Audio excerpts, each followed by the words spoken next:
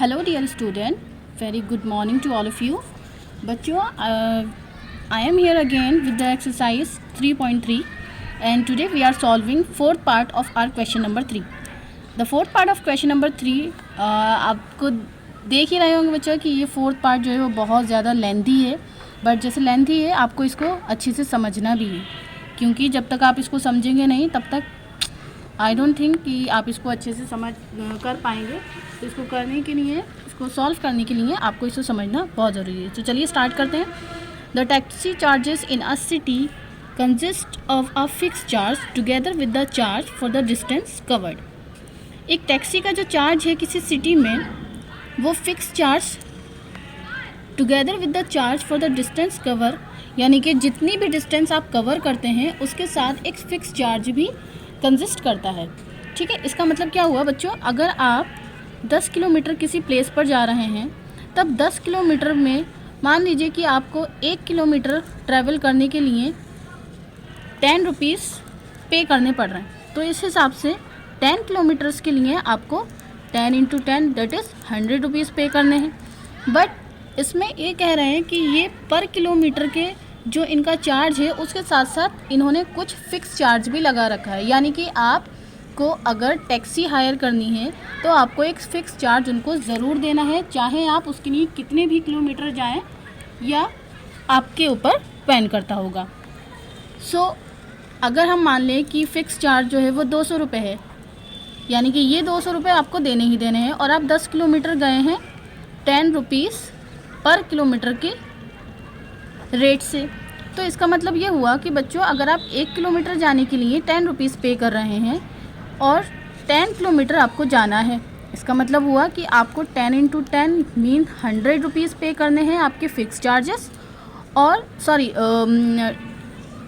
Distance cover charges, और 200 rupees आपको पे करने हैं फ़िक्स चार्जेस। इसका मतलब आपको जो टोटल पेमेंट करनी है वो होगी आपकी 300 रुपीज़। ठीक है, इसी तरह से अगर हमने फ़िक्स चार्जेस 200 कंसीडर कर लिए हैं और हमारी डिस्टेंस इस बार 5 किलोमीटर है ओनली, और चार्ज पर किलोमीटर आपको गिवन है 20 रुपीज़ पर किलोमीटर, यानी कि 1 किलोमीटर अगर आप ट्रैवल करते हो तब आपको 20 रुपीज़ पे करना है। तो देखिए 5 किलोमीटर के लिए आपका चार्ज कितना हो जाएगा, 20 into 5 that will be 100 rupees, यानी कि आप 5 किलोमीटर जाने के लिए 20 रुपीज़ पर किलोमीटर की रेट से 100 रुपीज़ पे करेंगे उसको आपके डिस्टेंस कवर चार्ज, और 200 रुपीज़ जो उसका फ़िक्स चार्ज है वो आपको पे करना है। इट मीन्स आप 5 किलोमीटर ट्रैवल करने के बाद उसको 300 रुपीज़ पे करेंगे, क्योंकि इसमें 200 रुपीज़ फ़िक्स चार्ज है, फिर चाहे आप कितने भी दूर ट्रैवल करें या ना करें। ठीक है, तो इसमें ऐसे ही इस क्वेश्चन में दे रखा है the taxi charges in a city consist of a fix charge. एक टैक्सी चार्जेस है किसी सिटी में जो कि फ़िक्स चार्ज कंसिस्ट करता है टुगेदर विद किसके साथ, charge for the distance cover, उस चार्ज के साथ जो आप जितनी डिस्टेंस ट्रैवल करेंगे उतनी डिस्टेंस के चार्ज के साथ आपको फ़िक्स चार्ज भी पे करना है। अब इन्होंने दे रखा है for a distance of 10 kilometre, 10 kilometre किसी पर्सन ने ट्रैवल किया है, द चार्ज पेड इज़ ₹105। तो टोटल चार्ज जो उन्होंने पे किया है 105 है। अब ये 105 किस चीज़ का है बच्चों, ये सिर्फ 10 किलोमीटर का नहीं है, 10 किलोमीटर जिस रेट से ये गए होंगे उसके साथ साथ फ़िक्स चार्ज के इंक्लूड होने के बाद 105 रुपीज़ है। उसके बाद गिवन है for a distance of 15 kilometre the charge paid is 155 rupees. 15 kilometre जाने के लिए इन्होंने टोटल जो चार्ज पेड किया है वो है 155 रुपीज़। 155 रुपीज़ टोटल चार्ज है, इसका मतलब ये 15 किलोमीटर जो भी इसका पर किलोमीटर रेट होगा उसके साथ साथ फ़िक्स चार्ज भी इंक्लूडेड है।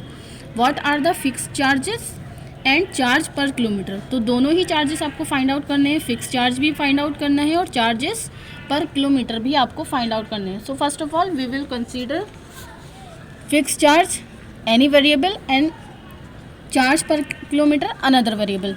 तो देखिए हम इसको किस तरह से सॉल्व करेंगे, इनको पहले वेरिएबल की फॉर्म में कंसीडर कर लेंगे। Let us consider that the fix charge be ₹x and the charge per kilometre be y, या फिर हम इसका वाइस वर्सा भी कंसीडर कर सकते हैं कि फ़िक्स चार्ज को हम y कंसीडर कर लें और चार्ज पर किलोमीटर को हम x कंसीडर कर लें। It is totally depend on you. So यहाँ हमने कंसीडर किया let the fix charges be ₹x and the charge per kilometre, यानी कि 1 किलोमीटर जाने का जो चार्ज है वो ₹y है। ठीक है, अब according to the question will make 2 linear equation. पहली कंडीशन दे रखी है for a distance of 10 kilometre, यानी कि 10 किलोमीटर जब हम 10 किलोमीटर जाएंगे बेटा और पर किलोमीटर चार्ज हमारा ₹y है, तो हमारा अमाउंट कितना हो जाएगा, 10y हो जाएगा। और उसके साथ साथ हम x यानी कि फिक्स चार्ज को भी प्लस करेंगे, तो x और 10y इन दोनों का जो अमाउंट है टोटल मिलाकर वो कितना पे किया गया है, वो ₹105 पे किया गया है। तो इसका मतलब according to the question first condition will be that fix charge plus charge of 10 kilometre. जब 1 किलोमीटर का चार्ज ₹y है तो 10 किलोमीटर का चार्ज कितना हो जाएगा बच्चों, 10y हो जाएगा। और इसके साथ में हमें फ़िक्स चार्ज भी ऐड कर दिए। अब दोनों का एडिशन कितना हो जाएगा, ₹105। It will be our equation number 1। Again according to question हमारा सेकेंड इक्वेशन क्या हो जाएगा, सेकेंड इक्वेशन हमारा यहाँ से मिलेगा हमें for a distance of 15 kilometre. 15 kilometre का डिस्टेंस, यानी कि अगर 1 किलोमीटर हमारा ₹y है तो 15 किलोमीटर का क्या हो जाएगा हम बच्चों, हमारा 15y। और इसके साथ में हमारा लगेगा फिक्स चार्ज, और दोनों को मिला करके जो 15 किलोमीटर के लिए टोटल चार्ज पे किया है it is ₹155। So it will be our equation number 2। बच्चों आप अगर कहीं पर भी जा रहे हैं तो उसके लिए आपको जो चार्ज पे करना है वो आपका पर किलोमीटर और फिक्स दोनों को प्लस करके आपको पे करना है। यहाँ हमें सब्स्टिट्यूशन मेथड अप्लाई करना है क्योंकि इस एक्सरसाइज में हम सब्स्टिट्यूशन मेथड पढ़ रहे हैं। So will apply the substitution method here. From equation 1 we will find take the value of x from equation 1। x will be equal to 105 minus 10y। It will be our equation number 3। ये हमारी equation number 3 हो जाएगी। Now will substitute this value in equation number 2। Then will find the value of y। जब आपको y का answer मिल जाएगा then will put the value of y in equation number 3 again. Then will find out the value of x। चलिए इसको sort out करते हैं। We will write down here substituting this value in equation 2, क्योंकि हमने equation 1 से इस value को find out किया है इसलिए इक्वेशन 2 में हम इसको पुट करेंगे। We'll write down at the place of x के प्लेस पर हम लिखेंगे 105 minus 10y plus 15y and in equal to 155. Now solve this। y और y वेरिएबल में आपस में जो रिलेशन है उनका वही रिलेशन हम देखेंगे। So they are in subtraction relation, क्योंकि एक के साथ पॉजिटिव साइन है और दूसरे के साथ निगेटिव साइन है। सो प्लस माइनस में हमेशा माइनस का रिलेशन होता है। Now will subtract this 10y from positive 15y। Will get the reminder 5y, क्योंकि प्लस के 15y ज़्यादा है माइनस के 10y से, इसलिए हमारे पास प्लस 5y रिमाइंडर रह जाएगा। इस 105 को जो कि पॉजिटिव नंबर है इसको हम राइट हैंड साइड शिफ्ट करेंगे। It will B 155 minus 105। ये माइनस में क्यों हो जाएगा, क्योंकि ये पॉजिटिव नंबर है, जब भी दूसरी साइड शिफ्ट होगा तो निगेटिव फॉर्म में आ जाएगा। Now what will be the reminder here, 5 minus 5 0, 5 minus 0 5, 1 minus 1 0। So 50 is the reminder here. Now we will find out the value of y. Value of y will be 50 upon 5. Upon में 5 क्यों आया है, you know the reason। यहाँ 5 multiply में है y के साथ, so it will be in the form of division. Now divide this 50 by this 5, as 5 ones are 5 and 5 tens are 50. So here we got the value of y is 10. y की value 10 आई है। इसका मतलब हमारे पास जो हमने consider किया था charge per kilometre वो हमारा 10 रुपीज़ पर किलोमीटर, यानी कि जो भी वन पर्सन ट्रैवल कर रहा है इस टैक्सी से, इस शहर की टैक्सी से, वो 10 रुपीज़ पर किलोमीटर की रेट से ट्रैवल कर रहा है। Now will find out the fix charge. So will substitute this value in equation number 3। Will write down here, हम यहाँ पर लिखेंगे substituting this value of y in equation 3। Equation 3 में हम इस y की वैल्यू को पुट कर देंगे। What was our equation number 3, x equal to 105 minus 10y। यहाँ y के प्लेस पर हम 10 अप्लाई कर देंगे। We'll write down x equal to 105 minus 10y और y के प्लेस पर 10। y की प्लेस पर हमने 10 अप्लाई कर दिया है। इस 10 और इस 10 के बीच में कोई डिफरेंस, बीच में कोई साइन नहीं है। It means they have a relation of multiplication. इनके बीच में जो रिलेशन है वो मल्टीप्लिकेशन का है। सो 10 का 10 से मल्टीप्लाई हो जाएगा। The value of x will be 105 minus 100। 10 10s are 100, so the value of x will be only 5, यानी कि जो फिक्स चार्जेस हैं वो हैं 5 रुपीज़। ठीक है, तभी तो बच्चों देखिए पहले ये कंडीशन क्या दिया था, for a distance of 10 kilometre, 10 kilometre की डिस्टेंस के लिए उन्होंने 105 रुपीज़ पे किया है। इसका मतलब क्या हुआ बच्चों, हमारा जो पर किलोमीटर चार्ज है वो 10 रुपीज़ है। अब 10 किलोमीटर का डिस्टेंस ट्रैवल किया है तो 10 10s आर 100 और 5 रुपीज़ उसमें फ़िक्स चार्ज हो गए। दोनों को प्लस करके कितना आया 105, जो हमने टोटल पे किया है। ठीक है, so here we have got our both the answer. Fix charges भी आ गए और चार्ज पर किलोमीटर भी आ गए। वर्ड प्रॉब्लम होती है तो बच्चों उसमें हमें एम्प्लाइज़ का साइन लगा करके लिख करके दिखाना होता है कि what is the value of fix charges and what is the value of charge per kilometre. इसके अलावा वर्ड प्रॉब्लम में किसी भी चीज़ के बारे में पूछा जाएगा तो आपको उसको लास्ट में वर्ड्स में ही लिखना होता है। आप x और y की वैल्यू फाइंड आउट करने के बाद अपना आंसर नहीं छोड़ सकते, इसको यहीं पर स्किप नहीं करते हैं, आपको आंसर में लिखना होता है। So we'll write down here the fixed charges equal to ₹5 and charge per kilometer equal to ₹10. Now look at the question again. Question में बच्चों एक चीज़ और भी पूछी जा रही है, how much does a person have to pay for travelling a distance of 25 kilometre. अगर एक पर्सन 25 किलोमीटर की डिस्टेंस को ट्रैवल कर रहा है तब उसको कितना चार्ज पे करना होगा। आपको पता है बच्चों हमारा जो फिक्स चार्ज है वो 5 रुपीज़ है और चार्ज पर किलोमीटर जो है वो 10 रुपीज़ है। पर्सन जा रहा है 25 किलोमीटर, इसका मतलब अगर वो 1 किलोमीटर के लिए 10 रुपीज़ पे कर रहा है तो 25 किलोमीटर के लिए डेफिनेटली 25 का 10 से मल्टीप्लाई करके 25 10s आर 250 रुपीज़ उसका चार्ज हो जाएगा। But 250 will not your answer. 250 आपका आंसर नहीं होगा क्योंकि आपने उसमें फ़िक्स चार्ज प्लस नहीं किया है। जब आप 250 में फ़िक्स चार्ज प्लस करोगे योर आंसर विल बी 255। सो 255 वो चार्ज हो जाएगा जो कि किसी पर्सन को 25 किलोमीटर ट्रैवल करने पर टोटल पे करना है। सो उसको आप कैसे फाइंड आउट करोगे, उसके लिए आप लिखोगे नाउ 25 किलोमीटर जा रहे हैं, we know 1 kilometre equal to 10 rupees. So 25 kilometre equal to 25 into 10 rupees, that will be 250 rupees.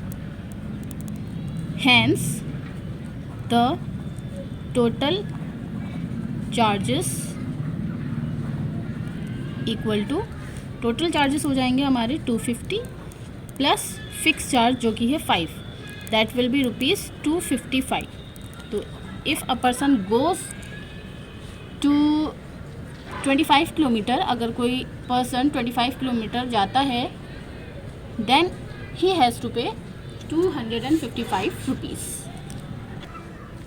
Okay, now we are moving on part number 5 of this question. इसके बाद हम पार्ट नंबर 5 पर move on कर रहे हैं इसी question की। The part number 5 of this question is that a fraction becomes 9/11।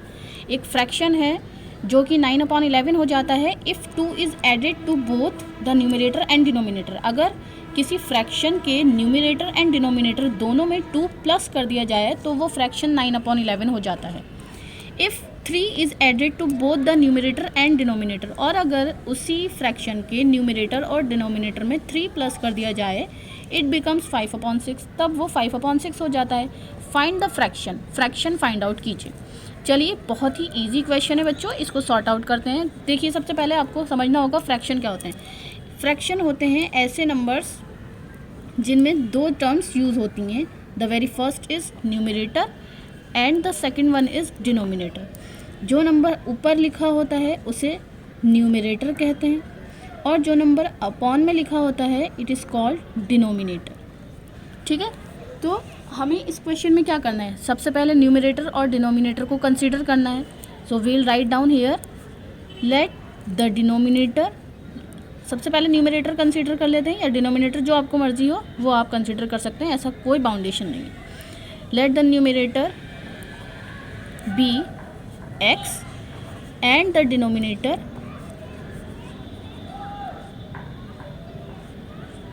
B y. हमने क्या किया है बच्चों, न्यूमरेटर को x कंसीडर कर लिया है और डिनोमिनेटर को y कंसीडर कर लिया है। इसका मतलब आप देख रहे हैं फ्रैक्शन क्या हो गया, x अपॉन वाई हो गया। यहाँ इम्प्लाइज का साइन लगाएंगे, implies fraction equal to x upon Y.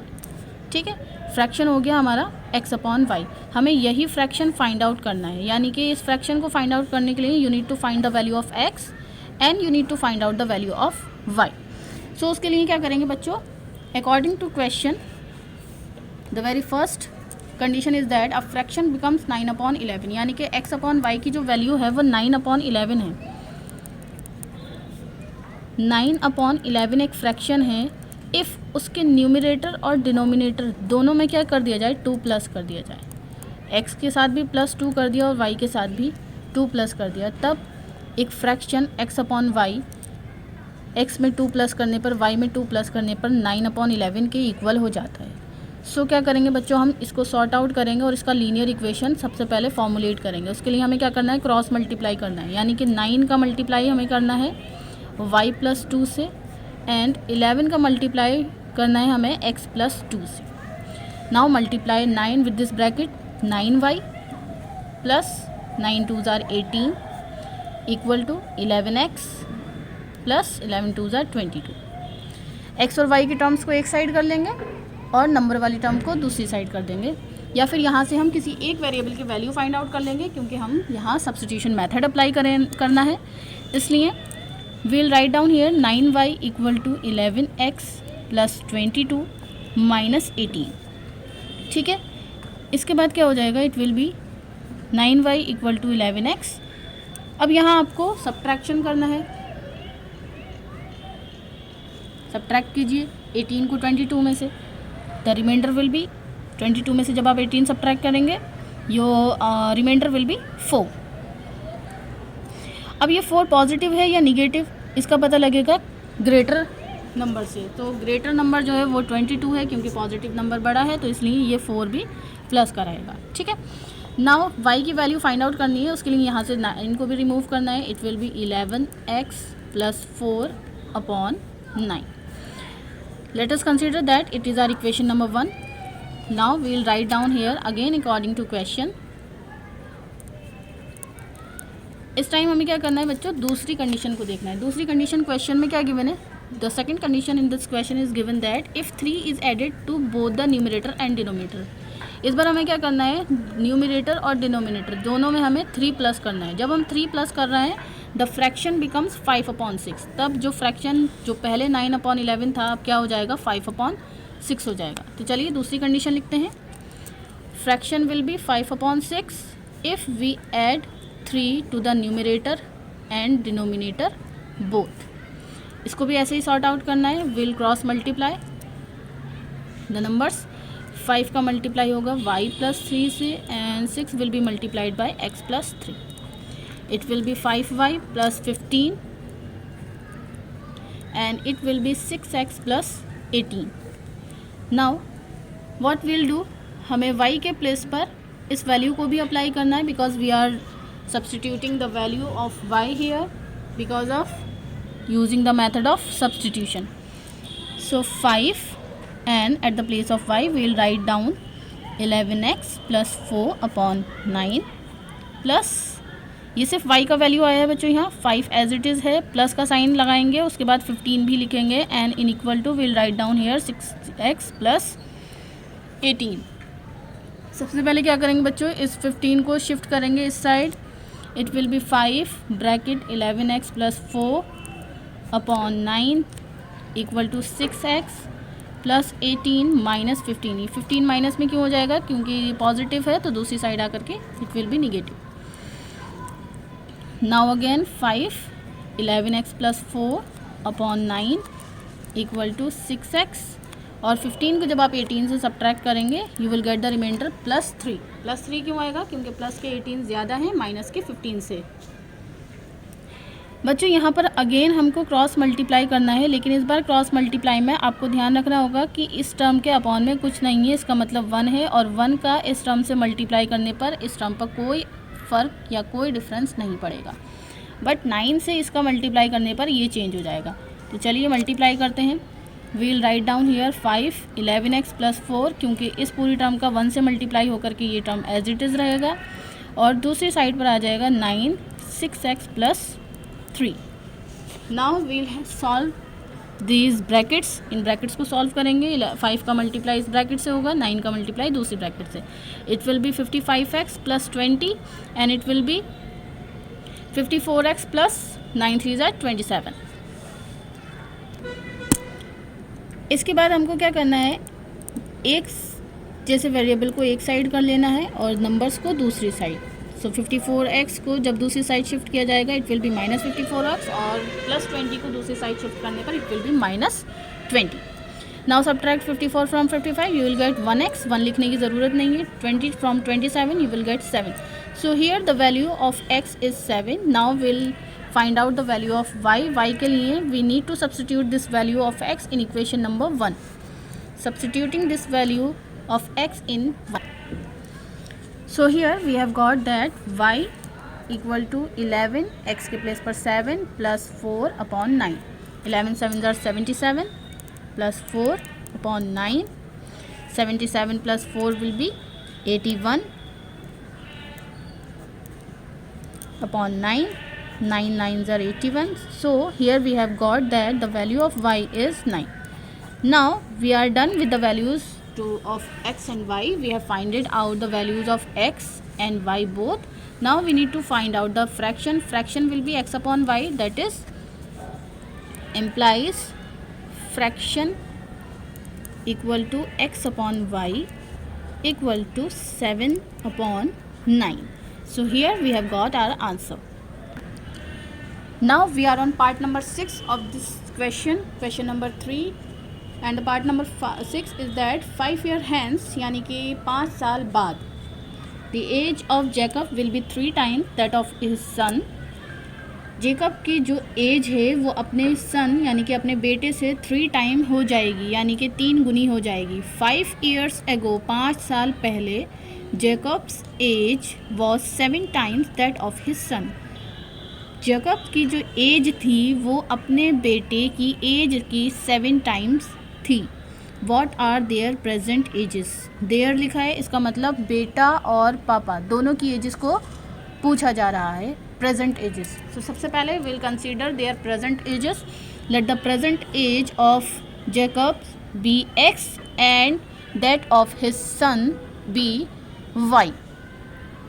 So we have written here, let the present age of Jacob be x years. Jacob की जो एज है प्रेजेंट में वो x years है, and the age of his son be y years, और जो उसके बेटे की एज है वो y years है। तो चलिए अकॉर्डिंग टू क्वेश्चन हम अपनी लीनियर इक्वेशन देखते हैं। 5 years hence यानी कि 5 साल बाद। 5 साल बाद बेटा अगर आप कंसिडर कीजिए कि आप 10 years हो, तो 5 साल बाद 5 years later, 5 साल बाद आपकी एज कितनी हो जाएगी? 5 साल ऐड हो जाएंगे, यानी कि आप 15 हो जाएंगे। 15 आप क्यों हो गए? क्योंकि आपकी 10 ईयर में 5 years ऐड हो गए।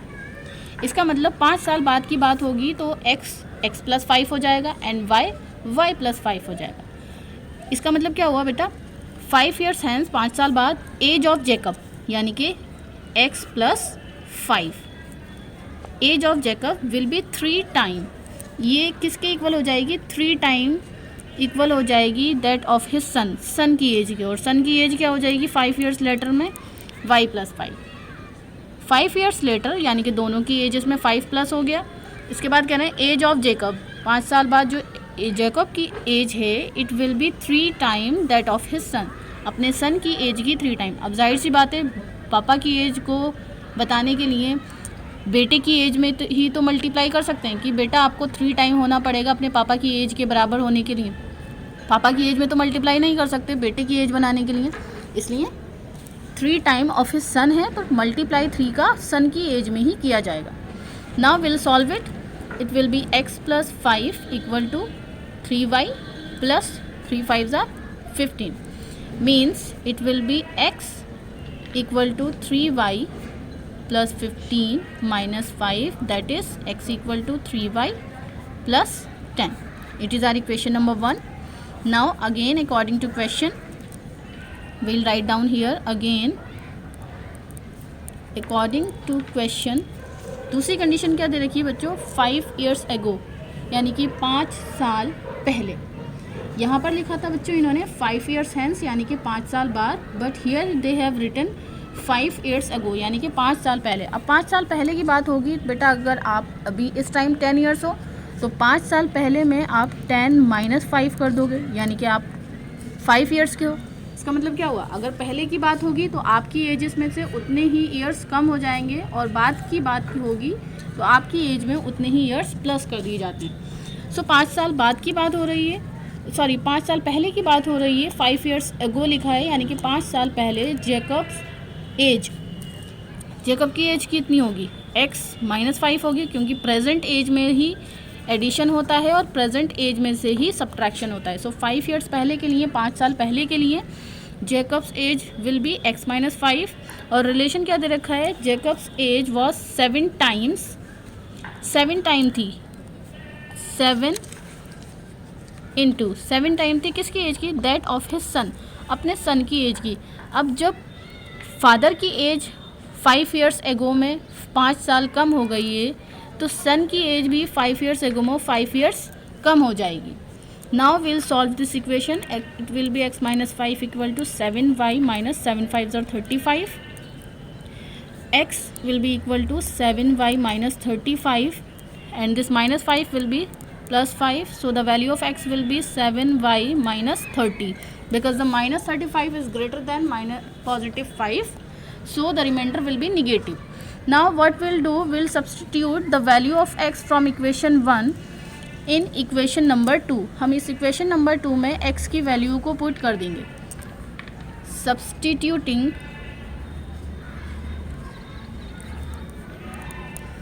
value of x from equation 1 in equation 2. Substituting value of x की वैल्यू सब्सटीट्यूट करनी है फ्रॉम इक्वेशन 1 से इन इक्वेशन 2 में. तो इक्वेशन 2 में वैल्यू पुट करनी है x के प्लेस पर पुट करेंगे हम 3y plus 10. So it will be 3y plus 10 equal to 7y minus 30. Now 10 minus 30 will be plus 30, and it will be 7y minus 3y. Remainder will be 7 minus 3, 4y, and the addition of 10 and 30 will be 40.